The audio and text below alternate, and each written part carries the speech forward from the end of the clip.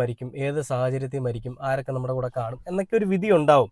ആ വിധിക്കനുസരിച്ച് കാര്യങ്ങൾ നടക്കുകയുള്ളൂ. എന്നാൽ മമ്മൂട്ടി എന്ന് പറയുന്ന ഒരു മനുഷ്യന്റെ ആ ഒരു ജീവിതത്തിൽ, അല്ലെ മമ്മൂട്ടി എന്ന് പറയുന്ന ഒരു മനുഷ്യന്റെ മുൻപിൽ ആ വിധി പോലും തോറ്റുപോകും. കാരണം അദ്ദേഹം വിധിയെ തോൽപ്പിച്ച മനുഷ്യനാണ്. അദ്ദേഹം ക്യാൻസർ ബാധിച്ചിട്ട് ആശുപത്രിയിലായിരുന്നു നീണ്ട 8 മാസത്തോളം. അതിനുശേഷം അദ്ദേഹം തിരികെ സിനിമയിലേക്ക് വരുന്നു. സിനിമയിൽ വൻ വിജയമായിട്ട് കളങ്കാവൽ എന്ന് പറയുന്ന സിനിമ കത്തിക്കേറി പോകുന്നു. അങ്ങനെ പിടിച്ചാൽ കിട്ടാത്ത, അതായത് ചെറുപ്പക്കാരി പിള്ളേർക്ക് പോലും പിടിച്ചാൽ കിട്ടാത്ത അത്രയുള്ള ഒരു ക്യാരക്ടർ അത് മമ്മൂക്ക ചെയ്യുന്നു.